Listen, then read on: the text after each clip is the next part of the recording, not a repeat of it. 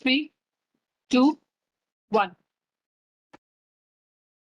Hello and good afternoon to all students, teachers, and mentors who are here with us today for this session. We've entered week 7 of the Tinkerpreneur Bootcamp, and our focus for this week is business finance.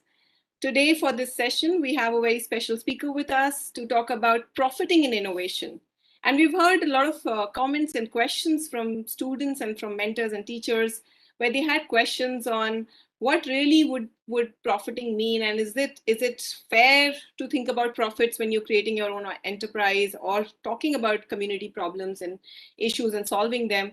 We'll talk more about this and a few other concepts that will be very helpful for you in your journey of this Tinkerpreneur Bootcamp and in terms of creating your own online ventures.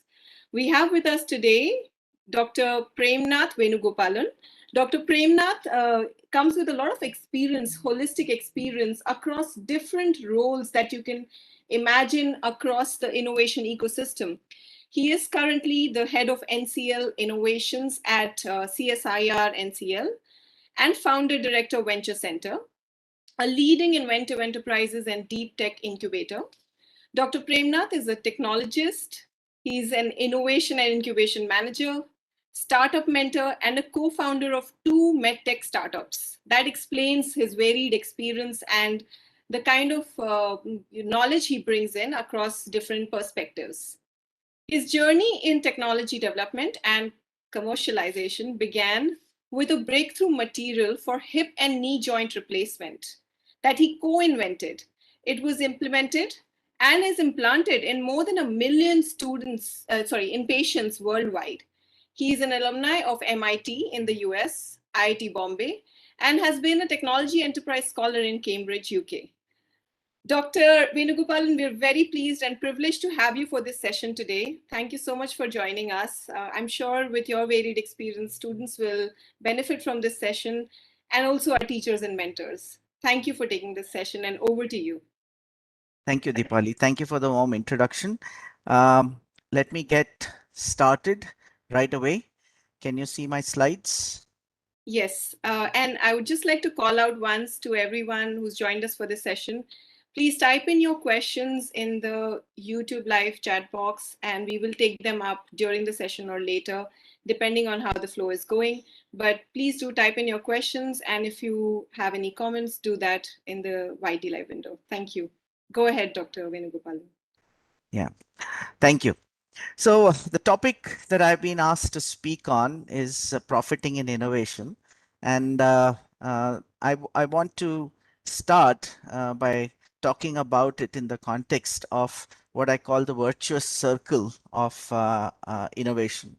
So let's begin on that note. This is a small graphic to tell you what I mean by that.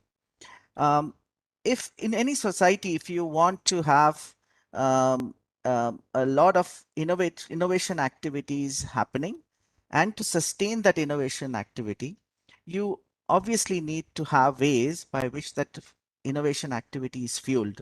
So this funding and investment that goes into new tech ideas journey and its journey to market has to be fueled somehow, and that money has to come from somewhere.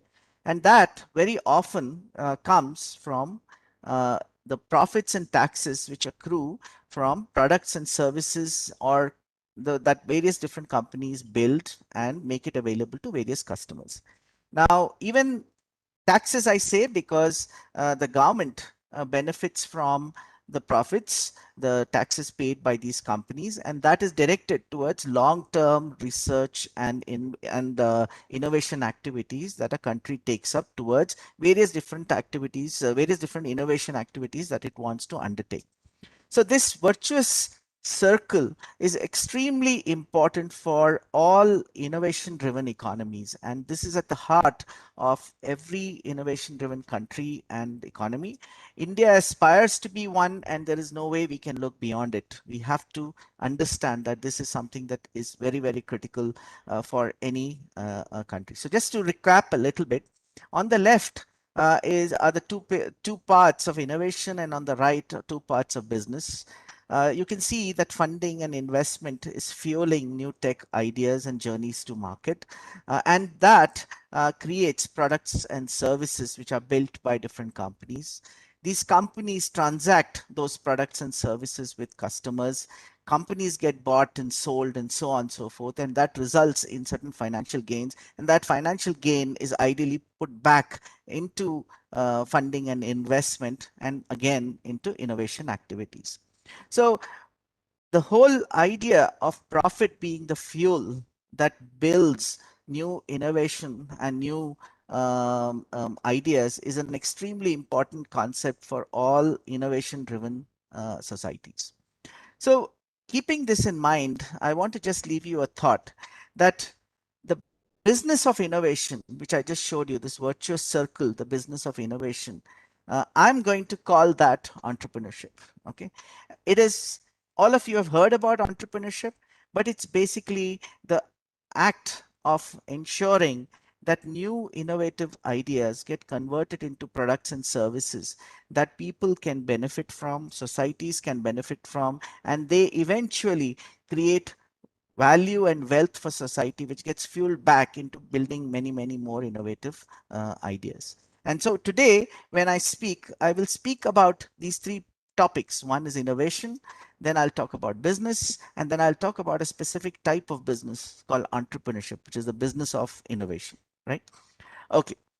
So here is an outline. I will be talking about these three topics, and then I'll also try and give you a few stories and examples of people creating mechanisms to profit in innovation and also thus sustain the process of innovation. Before that, let me just give you a little bit of a framework of, and I'll go through this a little fast, of how I think about innovation. And this will give you some terms which I will use in the later part of the talk as well. So let's talk a little bit about innovation. Okay. And these are some basic slides which I just want you to understand what I mean when I talk about different terminologies. When I talk about technology, I'm talking about knowing how to do things. Okay, having the know-how to say construct a device, to make an app, to do a digital tool. Okay, or to create a to make knowing how to build a car, an electric vehicle, and so on. And there's always this uh, part of that technology, which is a problem which is being solved, and there is a solution is being which has been created to solve that problem. And that solution very often has two important types, one or a combination of the two. Uh, One which is a technical solution, and the other a business process solution, right? Now, when you put the problem and the solution together, and as I'll tell you in very creative ways, you have to do that, you come up with technology. And when that technology is novel and it's absolutely new to this world, that's when it's called an invention. And when that invention reaches the market and is introduced in the market, it is called an innovation. Okay. So we'll take a little bit more time understanding this. So here is a graphic just to explain to you what technology ideas are. You're putting a problem and a set of solutions together to give you a technology, right? Even this humble Jugaad vehicle that you see on the left corner out here, put together by somebody to transport people from place A to place B, uh, had a problem that was being solved, which was that there was no proper public transport. They needed an alternative, which was a little more flexible, little more timely, and they found some parts, put it together, and here you have a solution over there, right? On the right, you see even this simple art of making a good idli, right? Which in our families, many of us have mastered, and that itself is know-how, right? It's the art of making good idlis, right? There is a need for a fluffy idli, and there is a way to make that happen, and actually it involves a lot of very interesting microbiology, right? And then you have a technology to make those idlis the way you want it, right? That is technology. Now you'll notice that you're connecting some of the dots here. Sometimes the problem definition is arrived at and the insights of problem are reached many years before, and then the solution arrives many years later, or the solution tools are available but the problem has not yet surfaced yet, and then somebody else puts the two together and makes it happen, right? So let's say there's a disease, you know that there is a disease, you're working on it, trying to understand the cause of a disease, and then many years later somebody comes up with a simple solution which was not anticipated before. Somebody else sees that solution maybe used in the context of another disease, says, oh, can it be applied here, and connects the dots, and you have a new technology idea, right? So it's all about connecting the dots, right?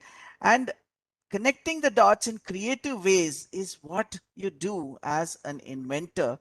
And this graphic illustrates that. You see, all the dots are the same in the three pictures that you see there.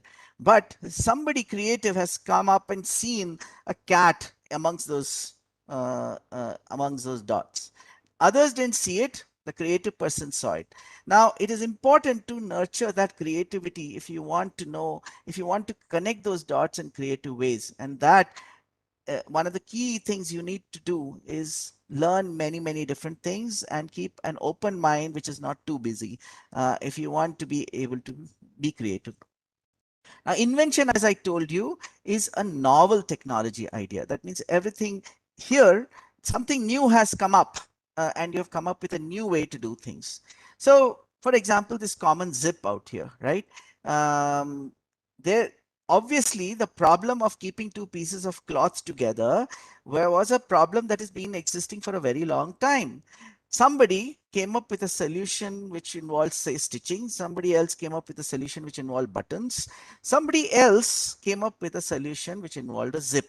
Okay, so new to the world, somebody came up with this idea, and now you can see that everybody is using that zip all across, right? So here is a novel technology idea, which then therefore is an invention. Okay. Now, there are many simple examples that I want to tell you, which I've picked up a few, which all of you as children can notice, because it's nothing great. I mean, it's not like rocket science to be able to invent. It is actually simple things in life that people have invented. Here, for example, the humble popsicle, ice candy that all of you talk about, right? Even say the Jello, for example, that all of you might enjoy, is an invention that somebody else came up with. The diaper that you see used in your households, or this Gillette shaving stick that somebody developed. These are all simple inventions which people came up with because they noticed a problem, connected it with a solution, and therefore came up with an invention that people found useful. Okay, or this Kellogg's cornflakes that many of you might be also familiar with, right? And by the way, there are children who have done many inventions as well. For example, here are some examples. Braille was invented by Louis Braille at the age of 15. The Jenga blocks that you play with, those blocks which you arrange into towers, was also invented by a young kid, right? These flat bottom paper bags which we see, where you can make the paper bag stand on a table while you're filling it, was invented by Margaret Knight at the age of 13. This girl, Remya Jose, in India, invented this pedal powered washing machine that you see here at an age of 14. Why? Because she felt a need. She felt a need for a washing machine in her house, and unfortunately there was no power that was reaching her house, so she decided that she will come up with a pedal powered washing machine. So there's a need, you feel the need, you have to be dissatisfied to be an inventor, because if you're happy with everything, you will never find those new problems that you need to solve for, right? So there's a little bit of dissatisfaction involved, there's a little bit of creativity involved in connecting all of those dots, and you can come up with your own inventions. Okay. And this is something which has been at the character, it's been a central character of the nation for many, many, many years. India has invented many, many things in many eras. And Mahatma Gandhi was one of the big supporters of inventions as well. He famously said, I would prize every invention of science made for the benefit of all. And he also encouraged people up applied arts to go and pursue the application of science for practical purposes. Innovation is something slightly different. This is a economist's definition of innovation, and this is a famous economist called Schumpeter, and he defined innovation as a market introduction of a technical or organizational novelty, not just its invention. So the keyword here is market introduction. You have to take it to the market if you want to call it an innovation. It has to be used by people, and people who use it will see value in it and therefore will pay for it, and therefore it will create a revenue model for you, and therefore you will get some profits which you can put back into your innovation activities. Now, when I say technical novelty, what do I mean? When I say organizational novelty, what do I mean? So Uber, or a company like Uber, actually is a business process innovation. There's no technical novelty there. There is technology used for implementing a business process novelty, right? And as all of you know, Uber is a taxi hailing app, right? And that was developed with the intention of changing the business processes of how taxis are used by people and engaged by people and so on. On the other hand, the mRNA vaccines that you're hearing about in the news for COVID-19 is a technical novelty. Somebody has come up with the science and technology to build that novelty, right? So innovation has two types. This a technical novelty and an organizational novelty being at the back end, but most importantly, there has to be market introduction to qualify as a innovation. Now, innovation here is a simplified model, but in practice, this is never so linear. But what I'm trying to tell you is that when you do some early creative ideas, that's on the left side, and it's this familiar three boxes that you can see on the left side, has and your efforts have to lead in the right side, in the direction of a product in use. And this long journey that follows involves a lot of time, a lot of effort, and that is at the end of it, when it culminates at the end, is when you call it an innovation. And you'll also note that most of the things that you talk about, you use, you celebrate, you identify as great ideas, are all those who have reached the end point. So if you want your inventions to be remembered, you have to innovate, right? That means you have to take it to the market. It has to get introduced in the market. And for it to succeed, to scale, to be interesting enough and reach many, many people, say like, for example, a Google has reached all your homes, right? It needs funds, and that funds are going to come when there is a commercial angle to it, when there is profit to be made, so that funds come in to build that out into a product that can be useful for many, many, many people. Okay, so that's where I'm going. For me, the great interest in innovation comes from just the satisfaction in empowering people with solutions. When I was in school days, this was my inspiration, right?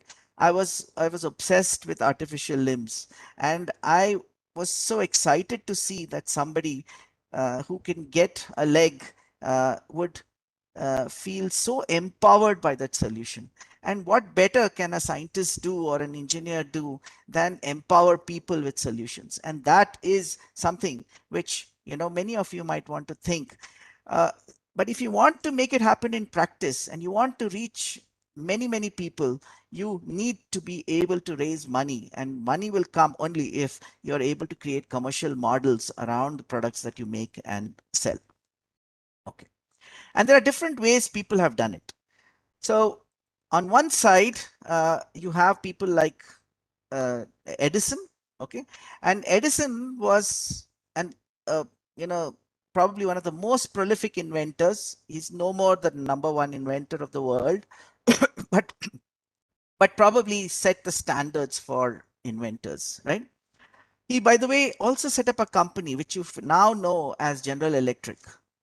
But that said, his heart was being an inventor, and he worked with many, many people to take his ideas to the market. On the other side here, today's hero is Elon Musk. All of you might be hearing his name, following him, and so on and so forth. You've heard of Tesla, the car. You've heard of SpaceX, which is sending rockets to space, and so on.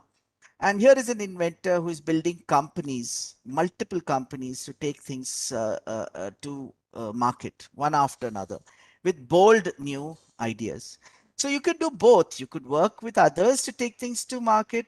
You could choose to build your own companies to take things to market. Very often people build companies when Others don't seem to be interested in the invention at early stages, but you're convinced that that's the big thing that's going to change the world and you want to take it ahead. So you find a way to take it ahead. And that invariably is entrepreneurship.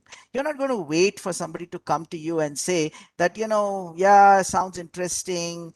Maybe I'll put in a little bit of money. That itself indicates that person is not convinced about the potential of what you see as the potential for the future.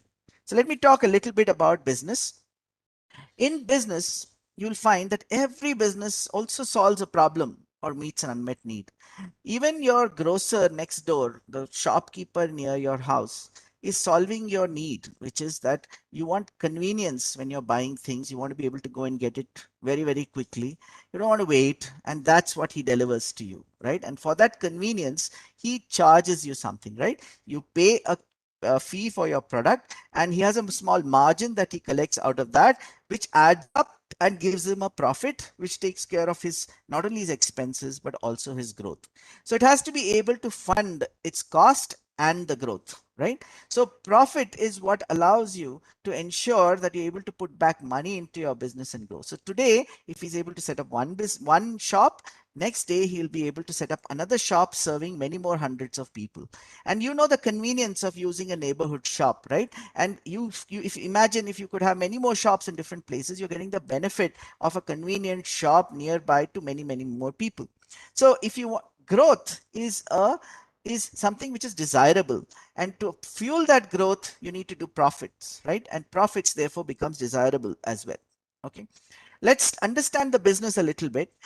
Here is a simple graphic which illustrates that what a business does. When you build a business, invariably you will first invest some money. So in this graph you can see that there is a y-axis of money and an x-axis of time. First, you will have to put in your own money or some small investment, build something out, right? And that becomes desirable to other people to buy from you. And when they buy it, you will end up getting some money back and there'll be a potential reward. This area under this graph on the right is the reward, and the investment you're putting in is the area on the left out here, right? Anything you do in life, you will want to ensure that your potential rewards are always higher than the investments you're making in life, right? So you want to get something more, not only about in business, but in everything else, right?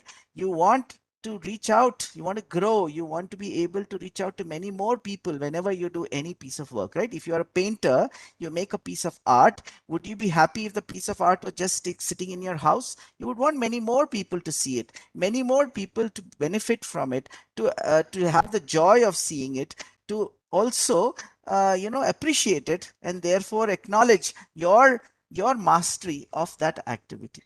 So the potential reward is, the goal is always to make it higher than the investment, and that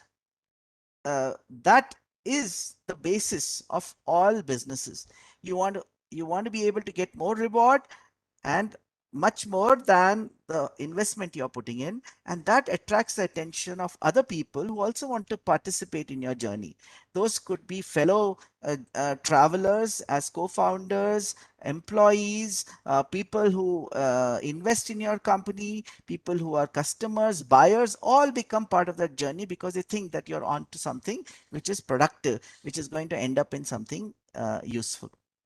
So in every business, the task is to take in some resources and produce something of value, which therefore there's a value addition, and the products and services have greater value than the resources you're putting in.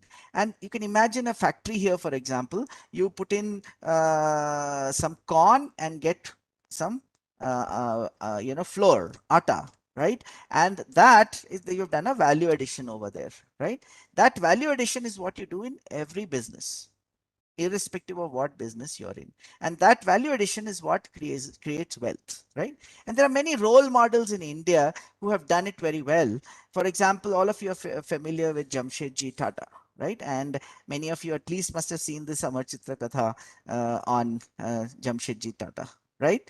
And they are a leading Indian company which um, which has been setting the standards for business in India. And you know that the good that they can do when they are in business, and that is something which you should look at more carefully. But some of you may not have thought that Amul is a business, right? You hear stories of Amul, but you don't realize that Amul is a for-profit business, right? And Amul is actually an innovative business because they change the way business is done in the dairy farming business. And Dr. Varghese Kurian, if you have time, please read his biography. And he not only wanted to build a business which was profitable and therefore raised the income of the farmers, the dairy farmers that were involved, but also at the same time produced cost effective products for all of us, right? The cheese we buy, the butter we buy, or whatever dairy products that we buy today is cost effective thanks in a large measure to Amul. Otherwise, we would have been buying many things from New Zealand, and our costs would have been much higher, right? So they have had social impact as well, and these are impact businesses which not only have the y-axis as money, but another y-axis which is in the form of impact. So it's not just about money, but it's also about impact and creating value for society through the same kind of activity. But the graph remains the same. Okay, Amul has to first take care of its finances before it can do well. If it doesn't make a profit and doesn't have a business which it can scale, then farmers would not necessarily be getting the benefits that they're getting today, and neither would you get the benefit of cost effective products, right? So the first axis is always money, and you have to ensure that you are learning to build businesses or use your innovations to build businesses where the potential reward is always higher than the investment that you're putting in, and therefore is profitable. Okay. Okay, let's continue. So profit, as I am telling you, is a good thing. Okay, there is different communities have different notions of this word, but it is up to you how you use the money that you generate, right? It's not the act of generating a profit. It is what you do with it that you need to think about how you want to go about it, right? But profit is the incentive to incur a cost or undertake risk. If that was not there, all the people who partake in that journey will not be willing to partake because they will be taking risk without a reward, right? What is the fuel for growth and scaling? That is that profit, right? It is what allows you to grow, reach out to many more customers, serve many more people, be helpful in many more ways. And the best way to be self-financed and sustainable is through profits. You don't have to depend on grants. You don't need to depend on charity. You don't need to depend on anybody else. You can actually build that activity out and ensure that people are benefiting from it. And because they're benefiting from it, they're paying for it. Okay. And that's as simple as that. In fact, the original meaning of the word profit was all about growth, advancing things, about accomplishing things, about making progress. And that is something which all of you should keep in mind, including all the children, their parents, the teachers need to understand that this is the fuel that allows you to grow and scale ideas. And money itself is only a tool. Okay, and used properly, it can make something beautiful. It can use wrong, it can make a mess. So it's up to you what you do with your profits as a company. But first, you need to keep it sustainable and grow it. Okay, all businesses create value for their customers, and this is something where I'll connect back to some of the discussion on innovation, um, and we can continue more on that. Let's so there's a concept called value proposition. Okay, and I just want to introduce you to that. Anything you do, if you develop a product, if you develop an app, any digital tool, you need to identify who is the customer, who values it, who's going to use it to do something useful, and therefore and is going to benefit from it, and how they are going to benefit from that, and that end benefit that is accruing to them, is it valuable enough that they are willing to buy that product or service from you, right? So for that, you need to establish what is the value proposition. So let me just give you a quick example. And here, this is an app. Somebody has done what's called a value proposition map for an auto rickshaw hailing app. So if you want to say hail an auto on the road and you want to develop an app for it, the goal that the customer wants to achieve, which might be you, is to go from A to B, location A to B in an auto, right? And when they want to do that, they want it to be easily available. They don't want to go around searching for an auto. They don't want to go around negotiating, arguing with the auto rickshaw wala that what price to pay, where to go, they won't come, all of that. They don't want to do any of that. Okay. And they would like a fixed and low price for their auto. Now, how would you make that happen, right? So somebody comes up with, say, an auto rickshaw hailing app, which is a product or service, and they see how do I achieve these, how do I solve these pains of this customer and help them achieve these gains, which are on the top out here, right? And that is how products and services are designed based on innovations. So you come up with innovative ideas which will contribute as gain creators, that will they'll offer, they will create these gains for that customer and relieve these pains for the customer, and therefore the customer finds value in it and is willing to pay for it. So here in this app, what they did was they went about finding a way by which, you know, that you could reach several free autos all at once through the app. Okay, the driver has to accept the place even before you can do anything more, so that you know immediately whether the driver has accepted the journey, the A to B journey or not, and the price. So you know there's no negotiation involved, right? And you can charge, say, only one way, and estimate is well known, and you know that's a fixed price and you don't have to haggle around it, right? And so this has solved the problem, and therefore the customer is willing to use the app and therefore also pay for it. Okay, they will pay indirectly, perhaps through the auto wala, but nonetheless they are willing to pay for it as well, right? Here is another example. So here is a little girl called Alina Morse, right? And if you go on Amazon today, which I, by the way, this is the shot from Amazon, you'll find what she sells, something called Zollipops. Okay.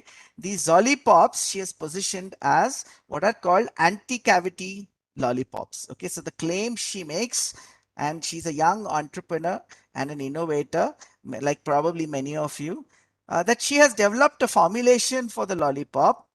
She's made, sat and made a formulation, put together a lollipop with many things, such that it does not cause cavities. Okay, basically it doesn't have the regular sugar that you talk about. Okay, she took a small loan in the US, and it's small in US terms, okay, and built a company where she would make these products and make it available. And today she sells it on Amazon. So what is the customer here? The customer are parents of kids who love lollipops, perhaps like many of you, right? And the value proposition here is that lollipops without the risk of cavities, right? And that's what she's offering out here, right? And she has now, of course, found a way to sell it through Amazon. You can buy it. These are expensive compared to the lollipops that you normally buy. But of course, this is something which is an example from the US. I'll show you one other later. But when you do this, you have to think about also revenue models. You have to think about how the customers will pay for the things that they want to buy. So for example, if you were a builder and you wanted to sell a house, and the house costs a significant amount of money, which you think people will not be able to pay for in one shot, what will you do? Say your Godrej property is willing to sell a house, right? So one model is there are people who have money to pay, they pay and buy the house. Another model is where people don't have the money to pay immediately, but they can pay over their, several years, and therefore you create a loan structure. You go to SBI, tell them that this particular building, if you give a loan, people will use the loan to pay, and the bank gives a service to is giving a loan to the person who's buying the house, and the service is in return is that the money comes first and it collects the money later from the person who's taking the loan, right? So here you have created parts of a revenue model, a mechanism for people to be able to pay, right? So you also need to find ways by which people can pay for those services. If they're not able to afford it, there are other ways to make it happen. And if it's not as expensive to make, that's fine. If it is expensive to make, you have no choice but to find other ways. And there will be other people who will be willing to pay for it sometimes as well. Sometimes government pays for it if people are not able to afford it, a particular product, right? Then you also need to have channels and mechanisms to reach the customer. For example, Amazon and Flipkart, as I showed you, are channels by which today you have these. 20 years back, these were not available to us when we were if I was a student trying to build a business, I wouldn't have been able to use any of these channels. Today, if you're building an app and you have a digital product, you can put it on Google Play Store or iTunes, and therefore you have a way to reach the customer. But these are also not available before. And then there are the standard traditional ways also. For example, if you were making a small lollipop product, you could test it out by going to a neighborhood store and putting it on the table and asking them to sell it for you in return for some arrangement by which you share some profits. Alternatively, if you are a young inventor who doesn't have time to do all the rest of the things, you go and find a partner who is willing to share the costs and rewards. And but of course, you're assuming that there is a partner who's interested in working with you, and you have to make it interesting, right? And to make it interesting, you have to say how that person can benefit. And that again comes back to the story of how they can profit from that innovation that you have come up with. And that would be the incentive for the partner to work with you to build that product and take it ahead into the market as well. And that's what happens when many inventors develop ideas and want to work with other people and try to take it ahead as well. So I'll just come close quickly to the segment on entrepreneurship. When I talk about entrepreneurship, I'm talking about a class of businesses, right? These are, as you will see, the first 2 points are like every other business. There's a solution to a problem and there is a revenue model around it, right? People have to make some money in providing the solution to to that problem or whoever needs it to a customer. But there's more in a startup. In a startup, typically it is based on foresight. That means there is a future opportunity that you're looking at. And I'll give you some examples of that. And because it is a future, there is uncertainty and risk. Okay. Um, uh, when Flipkart got started, nobody would believe that, people would shop online and e-commerce would be the norm, right? For you, it might be surprising right now. Many of you are young people who don't understand, who have not seen the times when Flipkart was getting started, maybe 15 years back, right? And that time people wouldn't think that it was even possible to sell all the things that they're selling today. But in those uncertain circumstances that things got started. Now when you are in uncertain circumstances and looking at a future, you often have to come up with innovations to make things happen, because if it was the norm, everybody else would be using it. So you have to come up with innovative ways to look at, and these will be organizational or technical novelties. And startups have another interesting feature, which is that when you start a startup or an entrepreneurial business, the opportunity will always look small and everybody will say, oh, this looks very small, but they will scale very rapidly. Okay. And that scaling is the exciting thing which allows people to invest in these companies, right? So that is why you hear about unicorns raising money in those companies, because these are scalable businesses where, the potential to make it large is very high. And therefore the investors are willing to invest in those companies as well. So entrepreneurship is a vehicle for actually making these innovations reach the end point and in a sustainable and scalable manner. So I won't spend too much time on this. Here are some examples of imagining the future. So when you think about Uber or Ola, they're talking about a future. Uh, they're talking about a future where nobody will own their own car, right? They're talking about uh, uh, where people will only hire some of these products, these cars as and when needed. Um, you're also talking about, today people are talking about, say for example, all vehicles being electric vehicles. That is something which 10 years back would be a surprising thing. Nobody would believe that. Nobody would have believed that you could come up with a vaccine development in 6 months, and that was unbelievable. That was not necessarily possible. So these are all future looking activities. A privately operated space industry, people always thought that it will only be the ISROs and so on and so forth, or NASA's building space rockets. Who thought there would be private players doing those? And there are many more such as this. Now if you look at some of these, here are some familiar examples for you. For example, Google, right? When Google started they started with this whole idea that they could organize the whole world's information and knowledge and bring it to your fingertips. Hmm? There were other search engines available at that time, but the ambition of Google was very different. It was not just searching; it was organizing the entire information and making it available to you. When Apple got started, the whole vision was centered around this whole idea that personal computing is the future, right?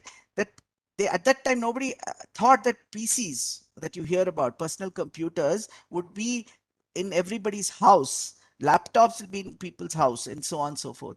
And hardware was what Apple got started on the and IBM didn't think that that was the future. Similarly, Microsoft again believed in the same future of personal computing, but their bet was on software, where Apple bet on hardware, right? Tesla is betting on EV being the future, and that cars are going to be computers on wheels. Now, 10 years back, that was not something which people believed, right? And these are future-looking statements that they have made, and they are trying to realize that future. ARM, which is a processor for all your phones, uh, you know, bet on a portable computing as the future. That means everybody will be using computers, which will basically be their phones.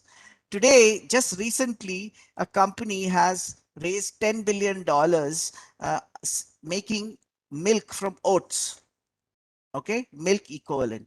And they are betting on this idea that people will increasingly want vegan milk. That means increasingly animal free milk is what people are going to go for, right? So these are bets into the future. But Indian startups too have made bets, right? So Flipkart bet that India will adopt e-commerce rapidly when others did not bet on that.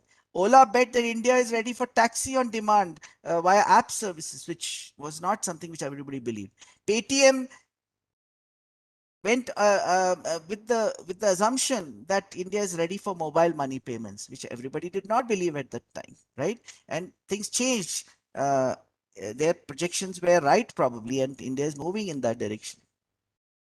Now, there's one other class which is I'm particularly fond of, which I want to tell you a little bit about because I am a scientist in the National Chemical Laboratory, and we look at science-based startups.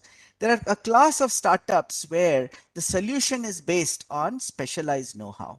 Okay, and these are called deep tech or science-based startups. And here, the foresight that I told you about comes from scientific insights, and the innovation that one is talking about is largely technical inventions, based on technical inventions. So these kind of startups have a very large role in the world, and you should never forget that these are very, very important to what we are, the country we are, the economy we are, and so on and so forth. And India has a tradition of scientific entrepreneurship of this kind. In 1892, Dr. Prafulla Chandra Ray set up Bengal Chemical Works to provide pharmaceutical products in India. And this was in colonial India. Okay, we were a colony of the British Empire. Uh, you also have seen all these role models show up on your TV screens, especially some of these on the left in the recent past. Uh, on the leftmost is Kiran Majumdar Shaw of Biocon, right? Uh, um, the one of the leading biotech companies of India. Uh, on the bottom here is Adar Poonawalla, who runs Serum Institute of India, the number one biotech company of India. And today you're hearing about it because you are using the vaccines that Serum Institute produces. And Serum Institute is the largest vaccine manufacturer in the world today. Um, Dr. Krishna Ella, who did Covaxin, right?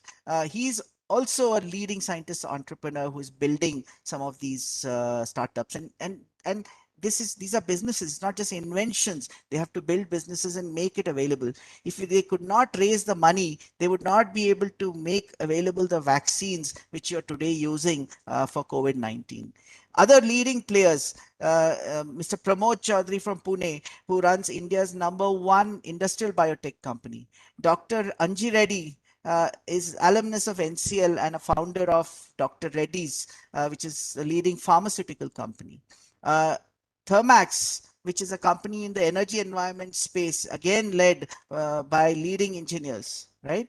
Um, Garda Chemicals, which is led again by people who have developed technologies in the chemicals and polymers space. So these are all examples I'm telling you from my own experience, but there are many other domains that you will find examples as well. And there are also global role models now for all of this. Okay. And I want to tell you that there is no dichotomy between science, research, and at the same time being innovative, building inventions and taking them to market. Here is Frances Arnold, the Nobel Prize winner of 2018. Obviously, you know that she's doing leading edge science. But she's also an inventor. She's also the founder of several companies, these three startup companies that you see below. Jennifer Doudna, the Nobel Prize winner in 2020, is also a leading inventor of a very cutting edge technology called CRISPR, gene editing tools. And these are some of her startups. There are at least 4 or 5 of her own startup companies building technologies, which are going to change the world. There's no doubt about it.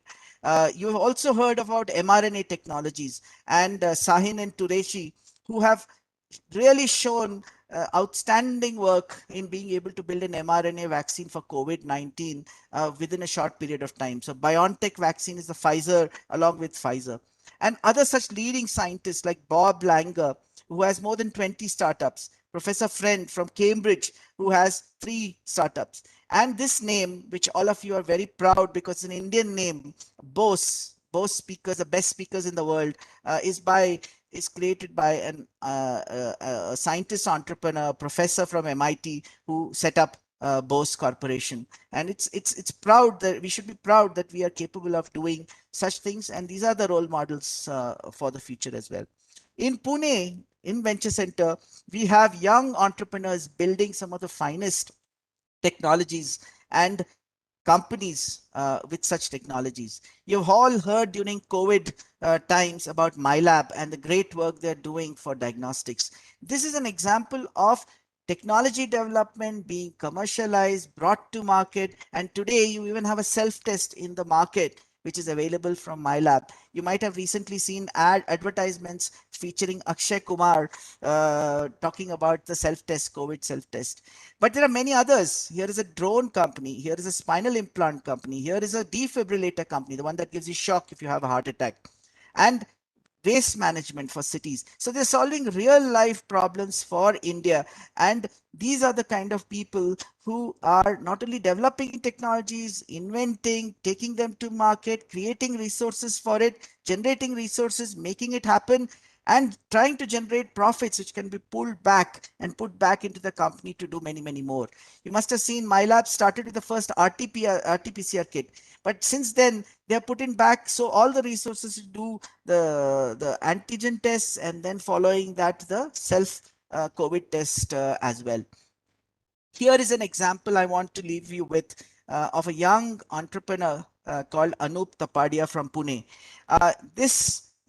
He, as a 16-year-old, set up a company called Touch Magics. Okay, and this company was based on his own interest in interactive games, and his product is a touch-based interactive game. And he, by the way, today has a large business selling these all over the world. If you go to a mall and you see on the floor an interactive surface on which you can go jump around, fool around, and the surface will interact with you, chances are that this was done by Touch Magics. Okay, and this is an early pioneer in this field. And we are very proud of such young people who are building companies of this kind. A lot of technology involved in this, and cutting edge technology, and today available in malls, arcades, and so on and so forth as interactive games on any surface, which is an element of surprise, curiosity, and excitement. Okay. But I want to leave you with this thought that what motivates an entrepreneur is something you must understand very carefully. While this talk is about profits and profiting from innovation, what actually motivates most inventors, entrepreneurs, is actually realizing one's full potential and challenging oneself, achieving, pursuing one's own ideas. You don't want to be limited in what you achieve in your life. And to do that, you want to break new ground. And when you invent and you have an idea in your hand and you want to see it reach thousands and millions of people, you want to be able to raise money for it. And money is attracted by more money. So you have to know how to build profits if you want to be able to take all that the whole distance. There's also a sense of mission. You want to solve a problem. So most entrepreneurs and innovators are keen to solve a problem. They're not satisfied with just tinkering around in a corner in a lab somewhere, but want to convert their tinkered ideas into something very, very useful for people. And at the end of the day, money comes as a byproduct, right? Profits also add to the financial stability of the organization, of the people involved. They create options and freedoms for people. And this is just usually a happy byproduct and not the main purpose. I can tell you, if you look carefully at the journey of most inventors and entrepreneurs, you will see that they have gone through so much struggle. If it was only about money, they would have probably quit and taken up the easiest next thing to do, right? They have not done that. They have taken it all the way. And so it is a journey of basically realizing one's full potential that every entrepreneur does. A few closing remarks before ending. So I have told you that when we look at profiting in innovation, it's very important to figure out who your customer is going to be. What is the value proposition for the customer that is creating value for a customer in new ways? And that innovation comes in the new ways in which you solve their problems, solve their unmet needs. And that innovation is about identifying new problems and new solutions, which people may have overlooked or are struggling with, and now you have a new solution to offer. And when you do all this, because you're solving a problem that matters to people, people are willing to pay for it, right? And that paying creates a revenue model, and that revenue model is what is creates that virtuous circle that I told you about of innovation. And to reach those customers, you need channels, and I gave you some examples of those channels as well. And today you're very lucky, you're in a generation where the channel is available to you at the click of a computer, through Amazon, through Google Play stores, and so on and so forth. So you can do many more things which your parents could not do in the last generation as well. So coming back now again to the virtuous circle. So I talked about innovation, about creating new ideas and taking it to market, taking it to products and services. And when that product and service is useful to people and companies build those products and services, they become more and more valuable. The people value it. They're willing to pay for those services. They see, their life improved. They see empowering. They see themselves empowered, and consequently, the company and whoever is making the products and services reap some rewards, and those show up as profits and taxes. Those profits and taxes feed innovation again as funding and investment to fuel that, both within the company and for many others. Even the innovation that happens in research organizations and academic organizations around the world is fueled through the profits that come in the form of taxes to the government, which again funds some of these research organizations as well. So I'll stop here. Thank you very much. I hope you learned something useful. I'm open to questions. So I'll leave the floor to Deepali now. And if there are any questions, I'm happy to take them at this point. Thank you. Thank you so much, Dr. Premnath. It was very insightful indeed for everyone. We have a few questions. I'll just read them out to you. You give an example of Google as one of the inventions, and we have a question related to that. Yeah. The question is that there are multiple search engines, and but yet Google is more successful than others. Yeah. Does innovation have any role to play in that? Yes, of course. I don't know if all of you are aware of the story of Google. Google was founded by two graduate students from Stanford, right? And they had come up with a search rank engine. Okay. And that rank engine was patented by Stanford University. So there was an invention, a patented invention behind it, which Stanford very generously licensed it to two young people who didn't know how to run a business, right? And today that is Google for you. By the way, that was not the end of it. They have continuously innovated on it. That was the origin of it. That was the starting point. That was the first invention that allowed them to raise money. That created that opened up the doors. But please remember that around that time there were many other search engines, right? There was Yahoo, which was probably ruling the roost. There were Alta Vista and so on and so forth. But it was Google, and you can imagine that people must have said, "Why do you need another search engine?" Right? You have so many search engines. What big difference are you going to make? But this is where Larry Page and Sergey Brin must have seen the future, right? They would have seen the potential to categorize, catalog the world's information. That was not Yahoo's approach. Yahoo was just trying to search, right? They were cataloging it using a physical catalog, not necessarily an automated catalog the way Google does it, right? So this was the exciting new thing that they were doing, and they were using a different algorithm to figure out which was the most appropriate link that people wanted, right?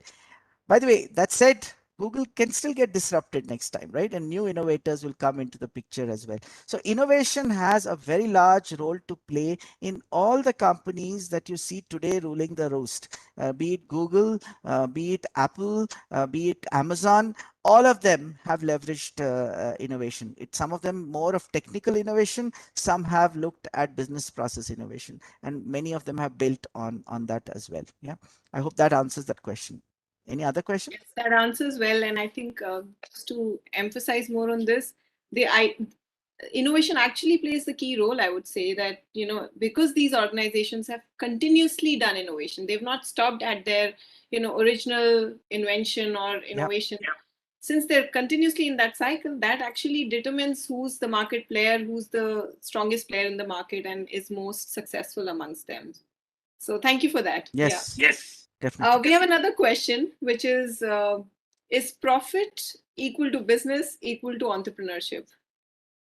Okay. So I've given you a long answer to that in the presentation, but let me tell you this that as I told you, entrepreneurship is a type of business which is where innovation is central to the business, right? Because you're looking ahead into the future, right? And in every business, you need to have rewards which exceeds the cost that you're incurring in that business. And the difference is what is profit, right? It's not rocket science. It's very, very simple, right? Now that profit is very, very key to, you can imagine that you're covering your cost as a business if you're just hitting, if your income is just reaching your expenditure. But what will happen for, say, for example, for growing your business? If you want to set up one more product, you want to make up one more product and make it available to people, how will you fuel that? How will you fund that? Right?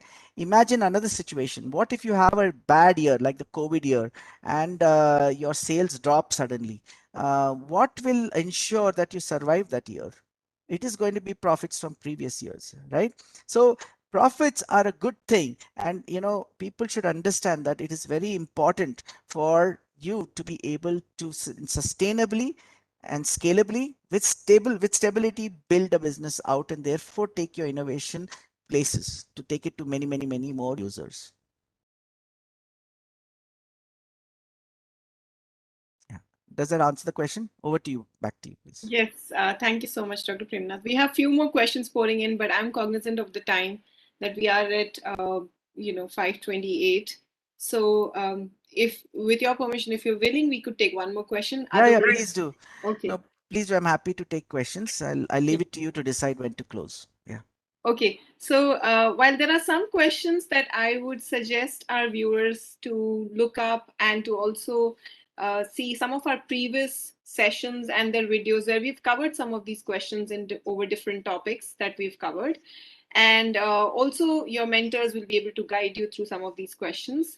In the interest of time, we'll take one last question. And other than that, I want to also emphasize that we have multiple sessions coming up in the next few weeks as well. And we also have regional language sessions to cover languages such as Hindi, you know, some few other languages. So please do look out for that. I know someone had mentioned that if it could be in Hindi as well, look out for some more sessions coming up in Hindi, and that would cover some of these topics. Okay, on the questions, can can you give us an um, insight on how to identify a problem in society? Okay. So this is something which we do with a lot of our innovators and entrepreneurs, and here are some few very simple lessons. Okay. First of all, look around you, okay, and observe and be dissatisfied. This is the first lesson that I think I'll tell all people who are innovators. See, for example, your own grandparents, let's say, if they're suffering for something, from something, for example, if they are not able to use their phone well enough, right? That is a problem. Notice it and solve that problem, right? One other approach people use is to go and ask around, do surveys, okay, which is one way to do it, but there is a slight risk to it. As somebody once said in the context of Henry Ford, that if you go around, if Henry Ford had gone around asking people at that time, what is the product that they want, they would have said faster horse carts, because there were horse carts before that, and Henry Ford was building the first car, right? Nobody would have said that they want a car, right? So you have to be careful asking people what they want. You have to observe. So another approach which is used is being a fly on the wall. That means you sit and just observe things in the real situation. So when we are talking about, say, somebody doing a medical device innovation, we will, for example, ask that person to spend time with doctors, to sit and observe in an operation theater how a doctor works, what are the difficulties they are facing, and take notes and create a list of various needs that people need. So observation is one of the top reasons why how you should do it. There's a lazy way of doing it also, which is to look up other people's definition question problems which they are trying to pursue, which you can do, but just be careful. They might have deeper insights into the problem than you. Also remember that if you have a unique insight into the problem, or you're first to understand the problem, you have a better chance of having an edge in solving the problem. uh, People who go to look at books to look at problems are very often looking at very old problems, okay, or some problem which is partially described by somebody else. So always rely on your own insights into problems, okay. We have a few more questions, but I'm just tempted to take one more question because it's very close and relatable to the topic we discussed today. The question is, in a summary, in a gist, that how do we know what amount of profit is enough to be sustainable as an entrepreneur? So there's an example given. If, let's say, I was earning 25, 27,000 out of the enterprise, then is that enough? So for example, just an example, but how does one know what amount of profits are enough? Yeah. So a profit is decided by the price and the cost, isn't it? Right? The price that a customer is paying and the cost you're incurring. Your cost is, you know it very well what it is, right? Hmm? Price is something which is always negotiated, right? So people, please don't assume that you can impose any price on people, right? There are always alternatives available to people. Sorry, can you hear me? Yes, yes, we can hear Yeah, you. I think. I'm sorry, I lost my power though. But so I just want to tell you that a price is negotiated, and it is not something that you can impose on people, and people always have alternatives, so they can always go to other places to solve that problem. Okay, so it's always a competitive world. You should, if you're not in a competitive world and you try to extract a price, that is an incentive for a new innovator to come and break your business, right? So that again works against you.